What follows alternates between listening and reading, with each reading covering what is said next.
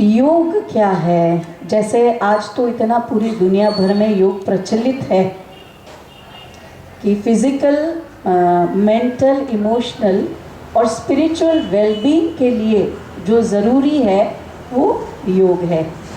तो कल आपने देखा सांस का हमारे जीवन पे कितना सारा प्रभाव है।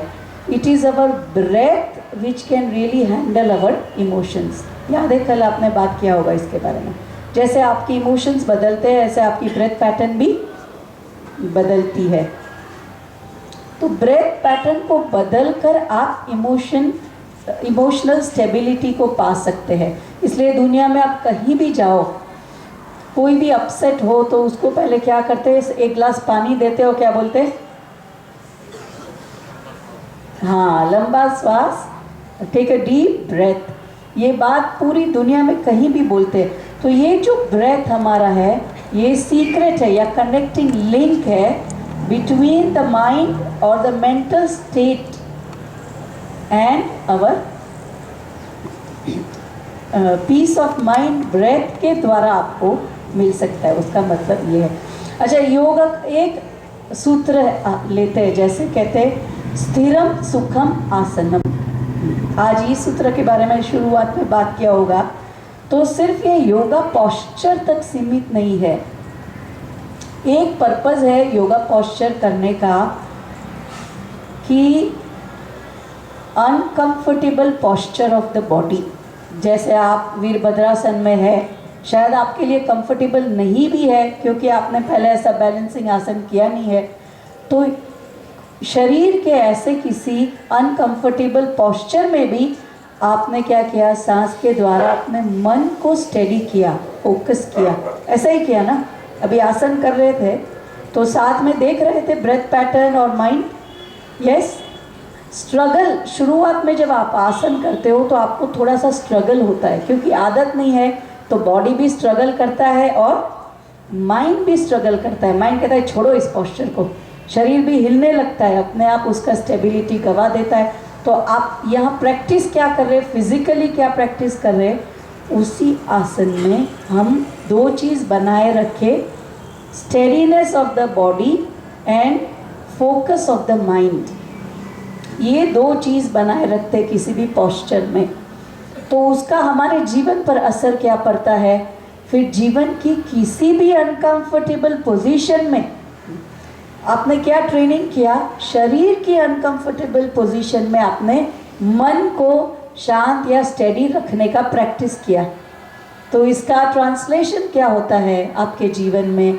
किसी भी मानसिक बाहर की भी अनकंफर्टेबल पोजीशन होती है जीवन की जो आपको पसंद नहीं है, ऐसी स्थिति में भी आप चले गए जिससे आपका मन बेचैन रहता है, ऐसे व्यक्तियों के साथ आपको रहना पड़ा जिससे मन परेशान रहता है, तब भी आप इस दो चीज़ों को वापस प्राप्त कर सकते हैं अपने जीवन में। कौन सी चीज़ें?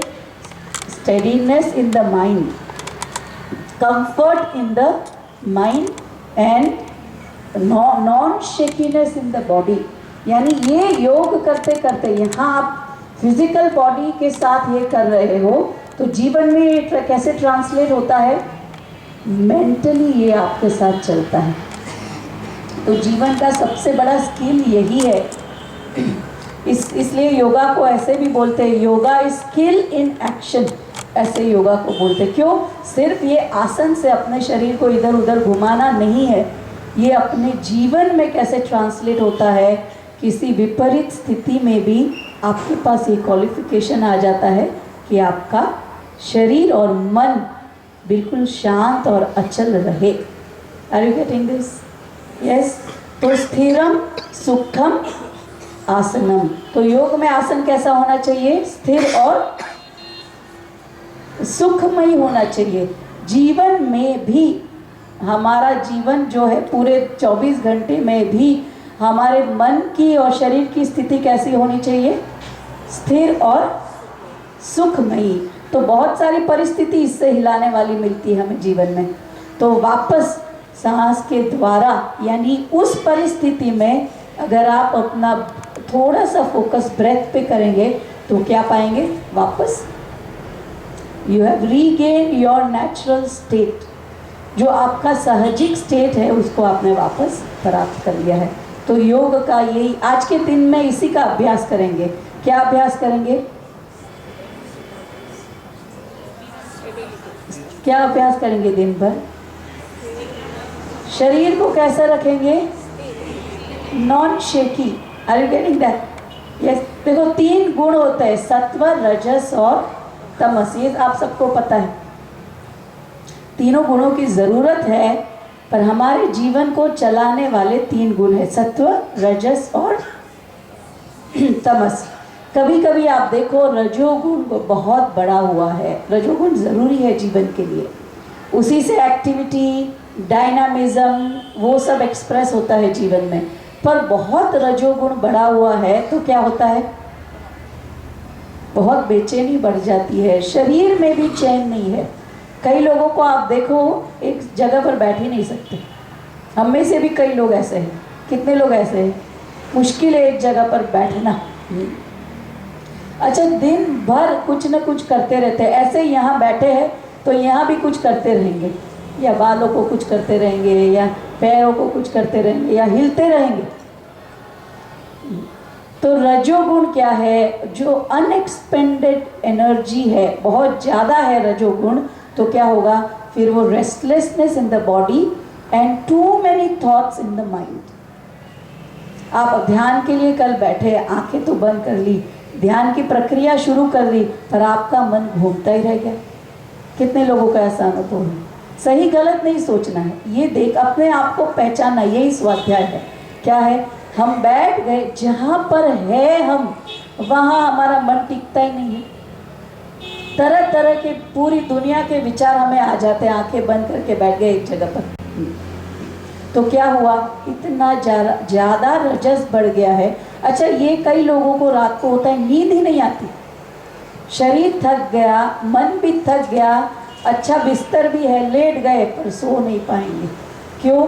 इतना ज़्यादा रजस बढ़ा हुआ है। तो मन कुछ भागता ही रहेगा, कार्यशील रहता ही रहेगा। ये भी अनुभव किया है आपने? बहुत ज़्यादा रजोगुण बढ़ गया तो क्या है? रात को नींद भी नहीं आती। तो रजस जो है आपके शरीर को कैसे बनाता रहता है?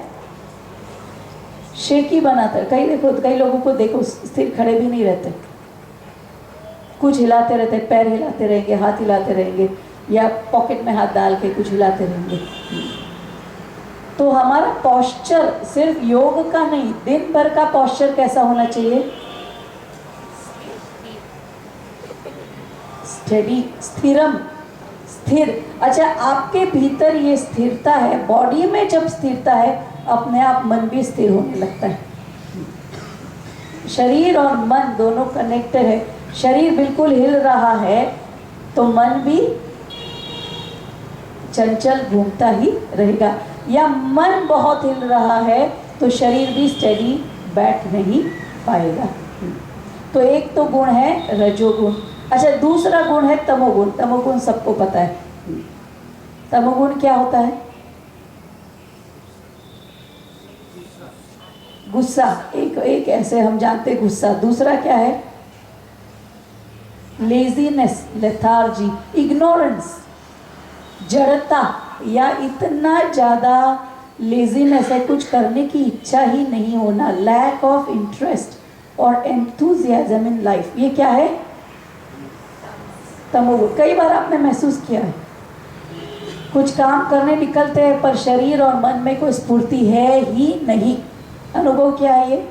कुछ करने की इच्छा ही नहीं हो रही है। चलो सब चल रहा है जैसे चल रहा है, ऐसे भी मेरे करने से कुछ नहीं होगा। ये जो एटीट्यूड है वो भी कौन सा एटीट्यूड है? तमोगुण। अच्छा, खुली आंख से देख रहे पर मन तो सो ही रहा है, ये भी क्या है? तमोगुण है। अभी कई लोगों का हो भी रहा है, आंखें खुली, हाँ मुंडी भी हिल रही है, पर अंदर माइंड तो सो रहा है।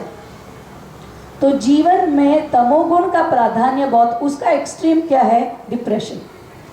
बहुत ज़्यादा तमस बढ़ गया, फिर आपको जीवन में बिल्कुल रुचि नहीं है, हर चीज़ में नेगेटिव दिखता है जहाँ है नहीं। तमोगुण का सबसे बड़ा एक्सप्रेशन है डिल्यूजन, यानी जो नहीं है उसको आप सच मान के चलते हो। वो व्यक्ति मेरे बारे में ऐसा सोच रहा है, वो ऐसा कह रहा है, ये सब क्या है? बहुत ज़्यादा तमस बढ़ गया है। अच्छा, तमस बढ़ गया है तो उसको बोल बोल के हम नहीं निकाल सकते। चलो अब मैं उठूँगा, शरीर बोलता है नहीं उठूँगा। आपको पता है सुबह आपको आप बोलते हो चलो उठो, शरीर क्या बोलता है? और थोड़ा सो लो। अलार्म में भी स्नूज लगाते, आजकल तो इतना व्यवस्था है। प्रिपरेशन 6 बज गया, अभी चलो और 10 मिनट सो लेते, दूसरा उसको स्नूज पे रख देते। जीवन में तमोगुण बहुत बढ़ जाए फिर उसकी जीवन में प्रगति कम हो जाती है। तो हर चीज़ प्रगति होती है सत्व से। तो कई बार आपने महसूस किया है आपको बहुत फ्रेश लग रहा है, बहुत अच्छा लग रहा है, जैसे आसन करके आपको कैसा लगता है? How do you feel?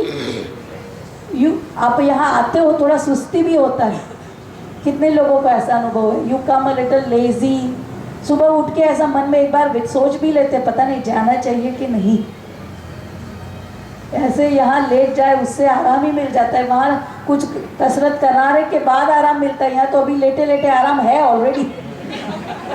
उठना चाहिए कि नहीं?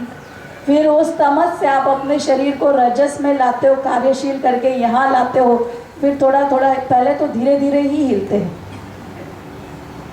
हमारे अमित भैया जितना भी जोर से आपको वार्म अप करा रहे, आप बोल रहे हाथ को, धीरे धीरे शुरू होता है हिलना। जैसे आपने योगासन करना शुरू किया, क्या हुआ? वो रजस एक्सपेंड होना शुरू हुआ और वो तमस रिलीज होने शुरू हुआ, तो आपको अच्छा लगना शुरू हुआ, सत्व बढ़ने लगा। तो सत्व बढ़ता है तब अपने आप मन में clarity, focus, peace of mind, joy, freshness body में, ये सब अपने आप बढ़ता है। तो हमारा पूरा जीवन 3 गुणों का खेल है। कौन कौन से? सत्व, रजस और तमस। यहाँ पर ये सब करके हम क्या कर रहे हैं? सत्व को बढ़ा रहे। अच्छा, सत्व शुद्धि, कार्य सिद्धि।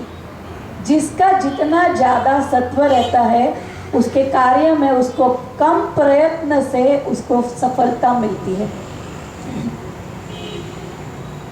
इसलिए संतों को देखते हो तो उनको अपने संकल्प से ही सफलता मिलती है। संकल्प करते ही 1000 लोग उनका काम करने लगते हैं। वो खुद अकेले करने भागने दौड़ते नहीं हैं, वो एक संकल्प करते हैं, 10 लोग उनके साथ काम करने लगते। देखो अभी आपने अन्ना को भी देखा, अभी तो बहुत फेमस है। उनके चेहरे पे आपको दिखता है, क्या दिखता है? दिखता है कैसे? ऐसे वो कुछ ऐसा नहीं बोल रहे इतना इम्प्रेसिव है, किसी को ऐसा पैशनेटली जोर जोर से बोल रहे ऐसा नहीं है, पर अंदर का एक इनोसेंस, एक सत्व है कि पूरा ताकत उनके साथ अपने आप जुड़ने लगा। देखा नहीं है आपने? सभी ने टीवी पे देखा। तो सत्व से अपने आप अपने कार्यों की सिद्धि आपके जीवन में होने लगती है। तो यहाँ पर हम योग, प्राणायाम, ध्यान, ये सभी प्रक्रिया से क्या कर रहे हैं? सत्व को बढ़ा रहे। अच्छा, ये एक तो आज का दिन आपको क्या याद रखना है? पूरा दिन कैसा? शरीर कैसा रहे? स्थिर रहे। शरीर को स्थिर रखने के लिए पहले बहुत हिलाना पड़ेगा। बिल्कुल हिलाया नहीं तो वो स्थिर रहेगा नहीं। तो पहले यहाँ पे अच्छे से हिलाया तो दिन भर वो कैसा रहेगा? स्थिर। अच्छा, मन कैसा रहे? फोकस्ड और सुखमय हमारा मन रहे। अच्छा, उसके लिए क्या बहुत ज़रूरी है? तो उसके लिए प्राणायाम एक उपाय है। आपको पता है आपके शरीर में 72,000 नाडीज है। आपको ये पता है बात? Nerve channels, how many? 72,000 nerve channels in the body. अच्छा, इसमें प्राण का संचार जब ठीक से होता है तब आपका फिजिकल, मेंटल, इमोशनल हेल्थ ठीक रहता है। जैसे आपके घर में टंकी है, टंकी में पानी भरा हुआ है पूरा, पर अगर पाइप में कोई कचरा आ गया तो आप कितना भी जोर से नल खोलोगे, पानी मिलेगा क्या? मिलेगा? नहीं मिलेगा। क्यों? क्योंकि वो चैनल में ब्लॉकेज है। तो कई बार हम सोचते हैं अरे हम अच्छे से खाते हैं, अच्छा जीवन सहन है, रहन करण अच्छा है, सब कुछ उपलब्ध है, फिर भी जीवन इतना उत्साहपूर्वक क्यों नहीं जा रहा है? इधर दर्द उधर दर्द, कोई ना कोई कष्ट, ये सब कॉन्स्टेंटली हमारे जीवन में क्यों चालू है? मन स्थिर क्यों नहीं रहता है? मन चिंता से भरा हुआ ही रह रहा है या किसी पुरानी बात को पकड़ के ही चल रहा है। तो उसका क्या मतलब है? या तो टंकी भरी नहीं है, या तो अगर टंकी में प्राण शक्ति है तो नर्व चैनल्स ब्लॉक्ड है। तो पूरे शरीर के अलग अलग जगह पर वो प्राण का संचार ठीक से नहीं हो रहा है। उस वजह से आपको फिजिकली, मेंटली, इमोशनली अच्छा नहीं लग रहा है। तो सबसे पहले हम ये प्राणायाम जो करते हैं उसमें हम क्या करते हैं? दो चीज़ करते हैं प्राण। जैसे आपने कल भस्त्रिका किया, भस्त्रिका करने के बाद आपको कैसा लगा? कैसा लगा? आपको लगा जैसे ऊर्जा का स्तर बढ़ा शरीर में? कितने लोगों को ऐसा महसूस हुआ? More energy in the body, ऊर्जा का स्तर बढ़ा, तो एनर्जी इंक्रीज हुआ। एक दूसरा उसके साथ साथ क्या हुआ? जो नर्व चैनल्स ब्लॉक्ड है वो भी खुलने लगे। इसलिए आपको बहुत सारा कुछ टिंगलिंग भी महसूस हुआ होगा शरीर में। कई लोगों को, कितने लोगों को ऐसा महसूस हुआ? कुछ टिंगलिंग, कुछ मूवमेंट जैसा शरीर में। तो क्या हुआ? नर्व चैनल्स भी खुले, तो अपने आप क्या हो गया? पूरे शरीर में ऊर्जा का संचार अच्छे से होने लगा। तो पूरा हमारा जो नर्वस सिस्टम है वो आधार है बाकी सभी ऑर्गन्स का। अगर वो ठीक रहता है, जीवन में प्राण बना रहता है, और उस हर चीज़ को फंक्शन करने के लिए प्राण, लाइफ एनर्जी चाहिए। तो यही हम करते प्राणायाम में।